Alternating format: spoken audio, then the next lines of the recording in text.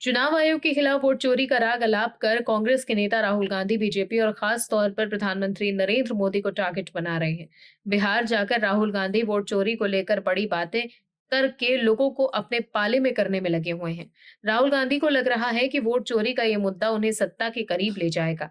लेकिन अब हालत ये है कि बिहार में कांग्रेस मुश्किल में फंस गई है। जिस वोटर अधिकार यात्रा के जरिए कांग्रेस बीजेपी को घेरने चली थी, उसी यात्रा की वजह से आज कांग्रेस सफाई देती नजर आ रही है। राहुल गांधी की ये यात्रा भी विवादों में घिर गई है और अब लोग यही मान रहे हैं कि एक बार फिर वही हुआ है जिसका डर था।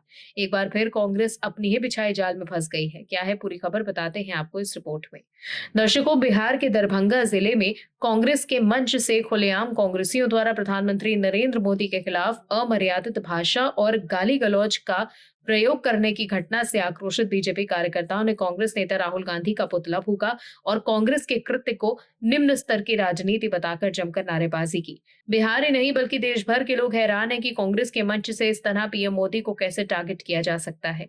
राहुल गांधी के चोर वाले नारे को लेकर विवाद हो रहा है। लोग ये भी कह रहे हैं कि राहुल गांधी को चोर वाला नारा धारता नहीं है। राहुल गांधी के लिए चोर शब्द वाला नारा फलदायी नहीं होता। चौकीदार चोर है वाला नारा पर भी वो बुरी तरह फंसे। सुप्रीम कोर्ट से माफिया तक मांगनी पड़ गई थी। 2019 में उनका वो नारा उल्टा पड़ गया था। दर्शकों, चुनाव में नारों की बहुत अहमियत होती है। ये जीत के सूत्रधार होते हैं, लेकिन नारे दोधारी तलवार भी होते हैं। अगर सीधा पड़ा तो विरोधी को नुकसान और अगर उल्टा पड़ गया तो खुद का नुकसान। 2019 के लोकसभा चुनाव में राहुल गांधी ने प्रधानमंत्री नरेंद्र मोदी के लिए चौकीदार चोर है का नारा दिया था। इसके लिए उन्होंने राफेल विमान खरीद में गड़बड़ी का आरोप लगाया था। जब मामला सुप्रीम कोर्ट पहुंचा तो राहुल गांधी ने हलफनामा दिया कि चौकीदार चोर है एक राजनीतिक नारा है। राहुल गांधी ने अदालत का हवाला देकर ये टिप्पणी की थी, जो कि गलत था। इसीलिए उन्हें सुप्रीम कोर्ट से माफी भी मांगनी पड़ी थी। टॉप कोर्ट ने उन्हें आगे से ऐसी टिप्पणियां करने के लिए सतर्क रहने की चेतावनी दी थी।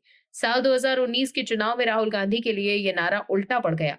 अब शायद ही वो राफेल का राग अलापे। अब वो कह रहे हैं कि पीएम मोदी वोट चुरा रहे हैं। प्रधानमंत्री का वोटर लिस्ट से कुछ लेना देना नहीं है। मतदाता और मतदान से जुड़ी सारी जवाबदेही चुनाव आयोग की होती है। अगर राहुल गांधी ये कहना चाह रहे हैं कि चुनाव आयोग मोदी के इशारे पर ऐसा कर रहा है, तो उन्हें इस बात को प्रमाणित करना होगा। चुनाव आयोग ने उन्हें वोट चोरी के मामले में सबूत के साथ हलफनामा देने की चुनौती दी थी, लेकिन राहुल गांधी ने यह हलफनामा नहीं दिया। तो क्या राहुल गांधी सिर्फ माहौल बनाने के लिए वोट चोरी का नारा जोर शोर से उछाल रहे हैं?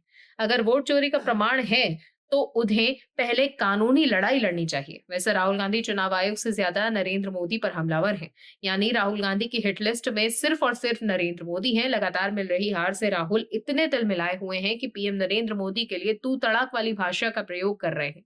साथ ही वो कुछ का कुछ बोल रहे हैं। वो मंच से बता रहे हैं कि बिहार के 6 साल के बच्चे आते हैं और उनके कान में कहते हैं कि हम नरेंद्र मोदी को वोट चोरी नहीं करने देंगे।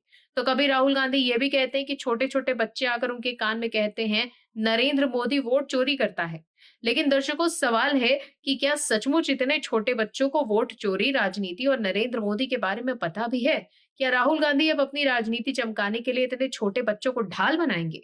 क्या बच्चे प्रधानमंत्री के लिए वोट चोरी करता है जैसे अपमानजनक वाक्य का प्रयोग कर सकते हैं? ऐसे में चौकीदार चोर है वाले नारे की तरह राहुल गांधी को वोट चोरी गद्दी छोड़ नारे के कारण कहीं लेने के देने ना पड़ जाए। Bureau report, OMH news. आप दर्शकों से विनम्र निवेदन है कि चैनल को सब्सक्राइब जरूर करें